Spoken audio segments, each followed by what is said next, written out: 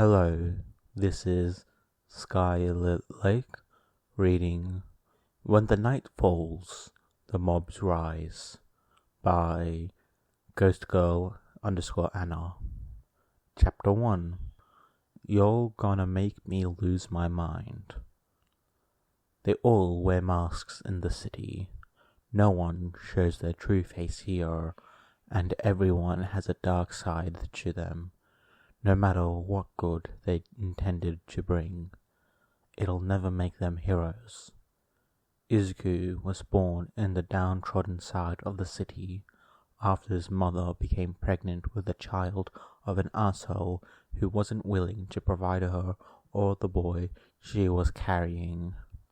She befriended her neighbor in the shitty apartment complex where she managed to get herself a home. The other woman's husband had gotten mixed up as collateral damage in a robbery of their store and died of a fatal gun wound.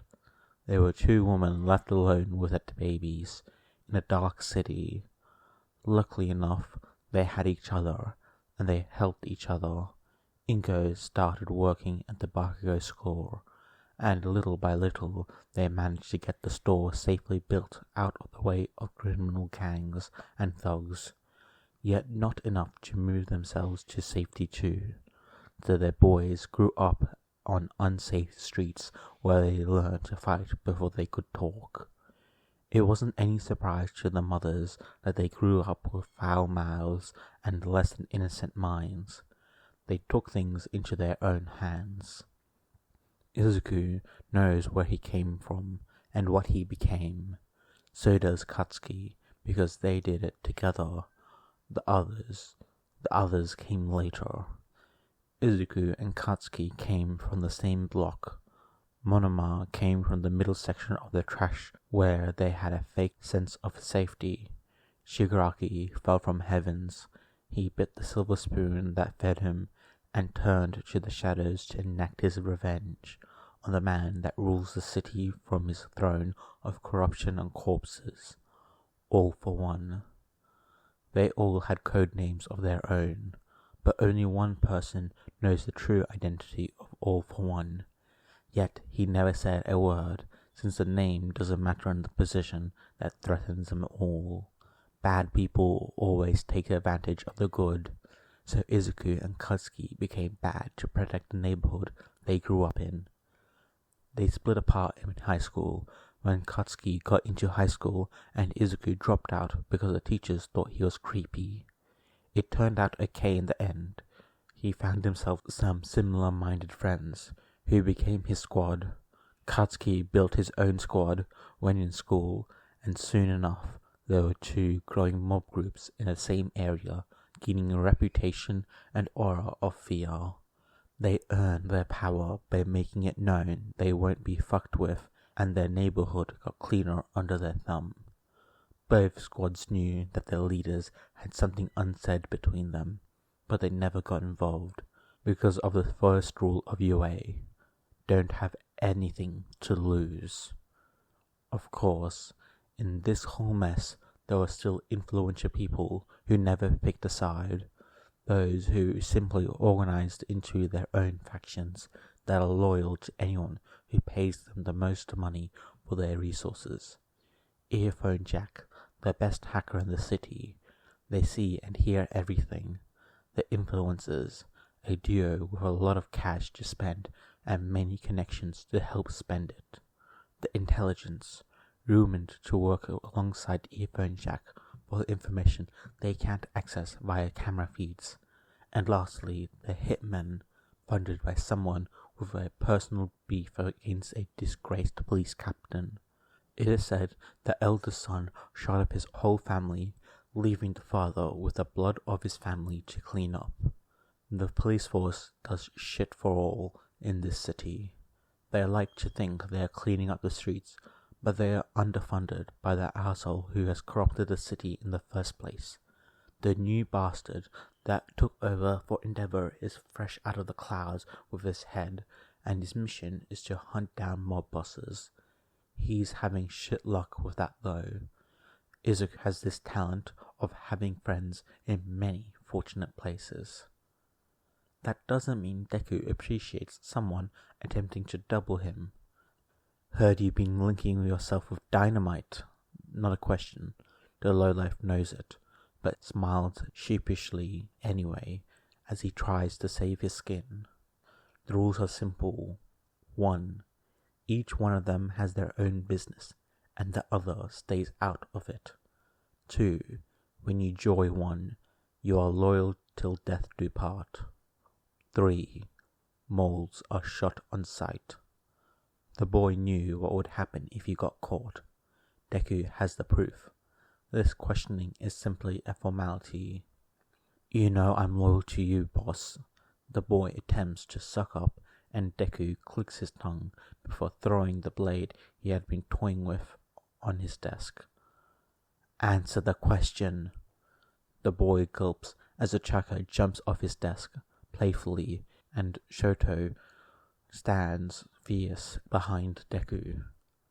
I think we know the answer already. Ochako grins, and Deku can see the boy shiver in fear. Teach him a lesson, then dump him on dynamite. I'm sure those bastards would love to know they'd been doubled too. Shoto sends a side glance Deku's way. That's cruel. You know Sarah will maul him to pieces. Deku shrugs. Too bad. He won't be our problem anymore. Shoto rolls his eyes as Ochako runs to punch the traitor out cold before Shoto swings him over his shoulder.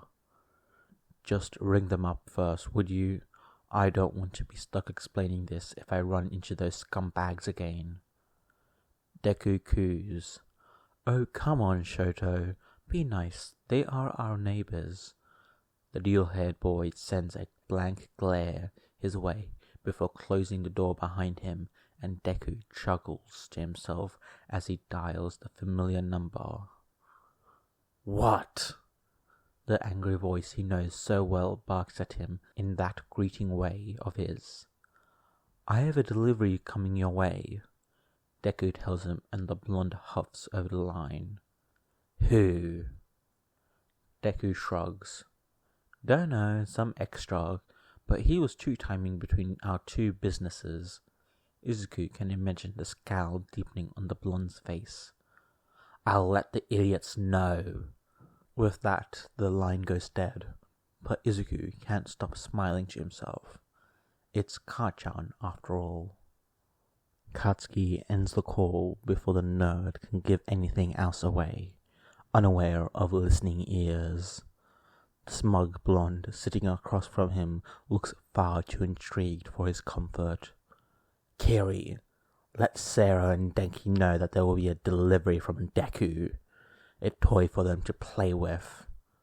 He orders his second-hand man, and the redhead nods and texts away. Monoma's eyes widen at the choice of words. The man had heard the conversation. He knew what the toy was. He should also know what happens to two-timing moles. In their neighborhood, one false move is one too many. So uncivilized, the man mutters, and Katsuki scoffs. I don't make you explain your business. Don't come into mine. The arsehole grins and shoves the case towards Katsuki before fishing his ridiculous suit to get something only for Katsuki to pull a gun on him, which in favor gets everyone else in the room to get their weapons ready and pointed at the redhead. Monoma chuckles nervously, but somehow still arrogantly, and Katsuki is entirely unperturbed at the whole scene as he started counting the cash in the case. We doing business or what? Monoma chuckles. I was just getting a pen, he reassures the redhead before addressing Katsuki again. Your boy is a bit jumpy, eh? Katsuki throws him a pen to sign the contract and sits idly back to watch the man sign his end of the deal. And yours ain't? The man puts the pen down next to his signature, and with almost unnoticeable hand movements, his team sheaths their weapons. Pleasure doing business with you. Kirishima nods his head at the mob boss, and Monomad grins wide. The pleasure is all mine. With that, his squad leaves and Monomal calls out to them one more time before closing the door behind him. Give Deku my best wishes. Katsuki scoffs once the door slams shut, closing the case and shoving it towards Kirishima. Hand this over to Mina. Tell her to get it digitized into separate accounts. Kirishima nods firmly before sporting a grin of his own, one that Katsuki doesn't necessarily like, but is more welcome than Monoma's. Do give Deku my best wishes, he mocks, and Katsuki throws a pen at him that Kirishima doesn't even bother dodging in his amusement. Katsuki sometimes really hates going back home. Each time it's a slap in the face that no matter how hard he tries, no matter who they kill or threaten, they can't move their mothers out of safety since the concept doesn't exist, especially if they land in another man's territory. At least now, with the deal he made with Monoma, the Dynamite Squad has more moving ground, including all those he protects. A very similar shadow runs up to him just as he mounts his bike. Cutting it close, nerd. What would you have done if I'd left without you, huh? You wouldn't. Kachan would get an earful from Auntie Mitsuki. Izuku resorts with a knowing smile, and Katsuki scoffs, but hands him a helmet to go over those unruly curls of his. Get on, nerd. Izuku doesn't need to be asked twice, and Katsuki is glad for the helmet covering his head so he can hide that small smile of his. The extra cash has been dealt with, Katsuki informs the greenette when they stop at the red light and the other smacks him in the head. No work talk, Kachan. Ouch, fine, Katsuki huffs, and Izuku laughs as they set back on the road. It is simply refreshing to simply be with the nerd, no matter all they do as their job. They can still sometimes be kids that grew up together. Fuck, what is that sound? Katsuki grumbles when they come up on the next light. They are not so far off from home anymore, and Izuku pats him on the head 3 times. Feds. Their sirens somehow only get closer as Katsuki picks up speed, running the light and trying to lose them in traffic. It's all fun and games until he hears the cocking of a gun and Izuku's holding onto his shoulder as he turns and starts shooting at the cops to get them off their back. Fuck, nerd, hold steady, you're gonna kill us both, Katsuki grumbles as Izuku, standing, fucks up their balance. Izuku whacks him over the head before landing 4 precise shots at the front wheels of each cop car, bringing them to an abrupt stop and crash. These fuckers can't give us a night off, he huffs under his breath as he swerves into traffic. Keep to the back roads and let's do a couple more loops to be sure we've lost them, Izuku orders as he sits back down, yet doesn't pocket his gun. You ain't the boss of me, Deku, Kachan warns, and Izuku coos. Please. Kachan scowls, but does as requested because it's logical. Neither one of them wants to lead them to their mums. They already tried to get the ladies under witness protection once. Never again. If they are in the hands of the law, it makes it rather tricky to keep them safe from outside law-doers. He slows down in speed and hides between law-abiding citizens in the traffic. They delay their arrival by 20 minutes, but it's worth to be safe. Izuku winces when he gets off the bike and hands Katsuki his helmet to tuck away. Katsuki glares at him. What happened? Izuku shrugs but winces at a stretch on his back. I think I pulled something in my back when shooting at the cops. Katsuki scoffs as they start walking into the building. Serves you right for standing up on a bike. Hey, it's due to your shitty driving that I had to keep myself steady, Izuku defends, and Katsuki clicks his tongue. Next time you can get your own ride, Katsuki spits, and Izuku grins at him and grabs a hold of one of his hands that he tucked into the pocket of his jeans. "Kachan doesn't really mean that," Izuku coos, and Katsuki turns to him with a knowing smile before kissing his temple and pulling his hand out of Izuku's in favor of wrapping an arm over his shoulder. "You did great, nerd." Izuku huffs but smiles back. "Of course I did. I'm an excellent shot." Katsuki rolls his eyes and shoves the guy back away with a chuckle. Just as he rings the doorbell for Auntie Inko's door, Izuku chuckles beside him and leans against the wall beside the door as they wait, pulling Katsuki in closer so he can wrap his arms around the blonde's neck. "You know you find it hot when I've got my gun out." "Not the only gun of yours I find hot," Katsuki tells him playfully, and Izuku blushes red. "What?" a female voice suddenly yells into the hallway, and Izuku jumps right out of his skin at the sudden opening of the door, but Katsuki doesn't let him get out of the cage he placed himself in only a moment ago. "Auntie Mitsuki!" The woman takes one look between them before smacking Katsuki on the head. "Brat, kiss your boyfriend for fuck's sake," Katsuki growls as she pinches the bridge of her nose. "God, I swear, you do not deserve that boy." Katsuki snarls, pulls Izuku with him into the house, and closes the door behind them.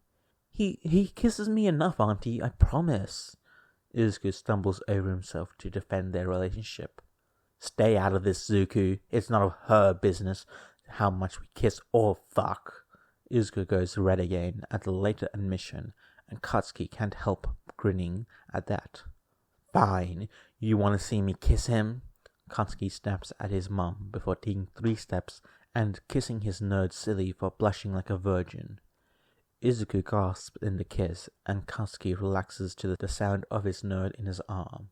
Izuku hides his face from his mum as he helps set the table.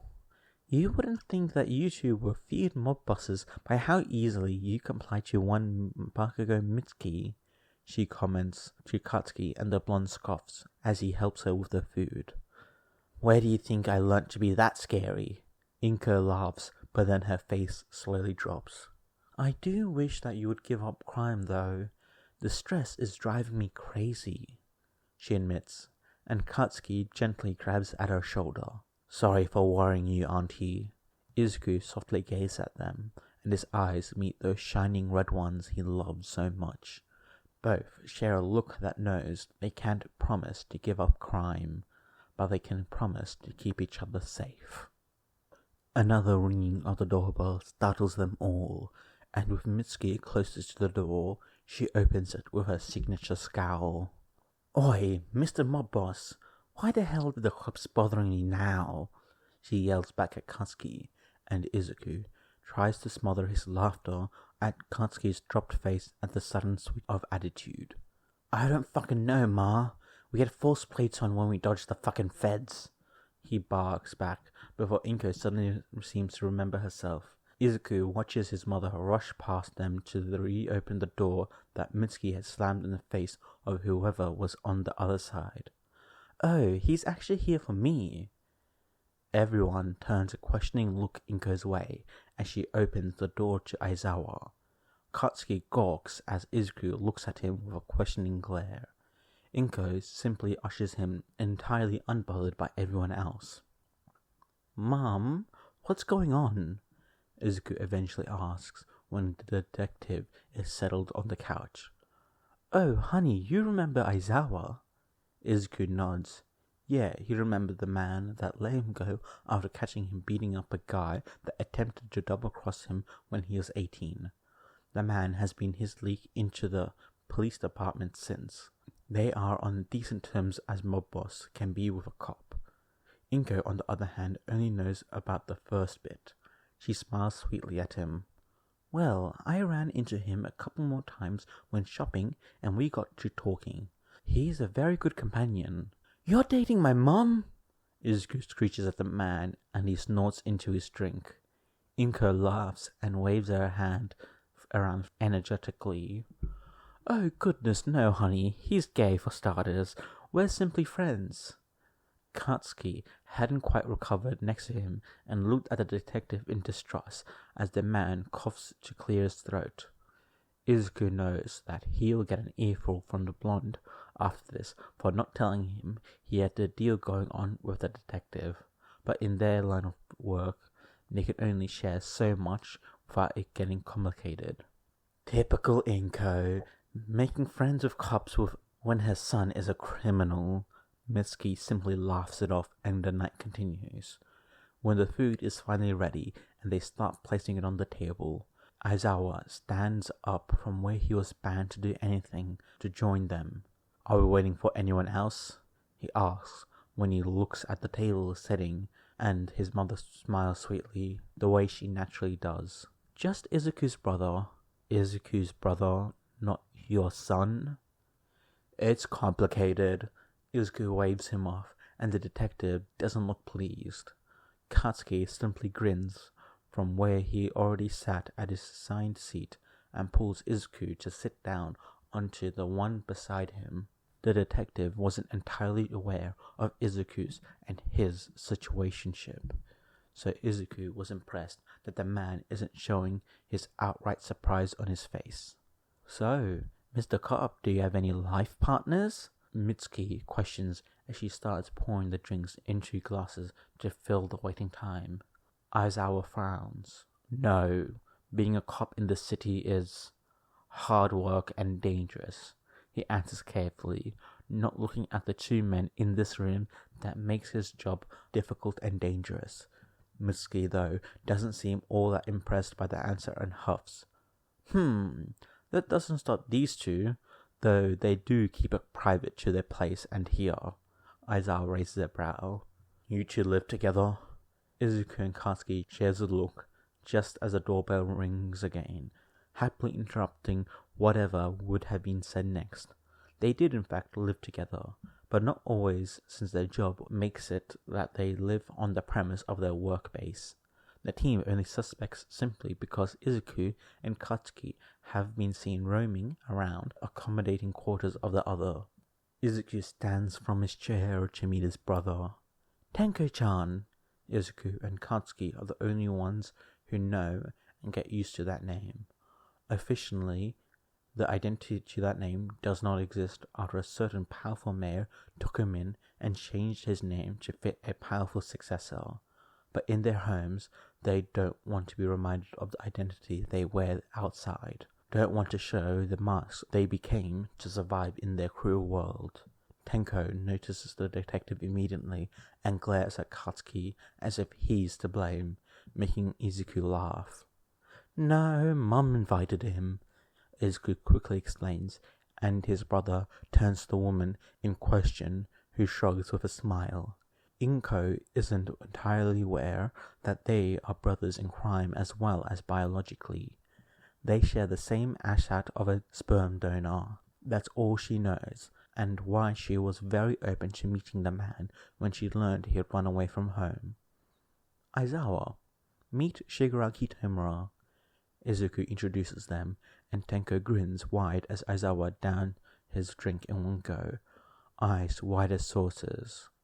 Good lord, any other secrets you have, Broccoli Head? The man sighs, and Izuku grins widely, leaving the man's rhetorical question unanswered as they all head for the table to finally start their dinner. Of course, he has many secrets still lying in wait, but the detective will just have to uncover those over time. A man always has a pocket full of secrets that match the color of his mask. What's most important is remembering where to take it off and who to show the real face underneath too. Izuku and Katsuki learned that young, but their mothers always reminded them, even in the dark world they find themselves in, they could make their way together. In the end, they learned the most important thing.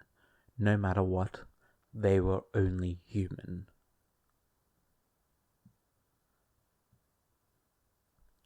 Hey guys, I hope you enjoyed this video. This is a new series, and it was inspired by Fan of Arts, which is like, do you know the huge thing with the Mob Izuku shorts? this was based on that. So it's like a lot of the character designs and plot lines are quite similar to that. So if you've watched those, you should watch it. If you haven't already, you really should check out Fan of Hearts, she is really like, the character designs are really cool, and just the way she uses songs to make it all catchy and stuff is really good. You should also check out ghostgirl_Anna. She's also really good at writing, and this series is going to be quite good. It's only currently 9 chapters long, and is still quite good. It packs quite a punch in those 9 chapters. Anyways, I hope you guys enjoyed, and I'll see you guys later. Bye!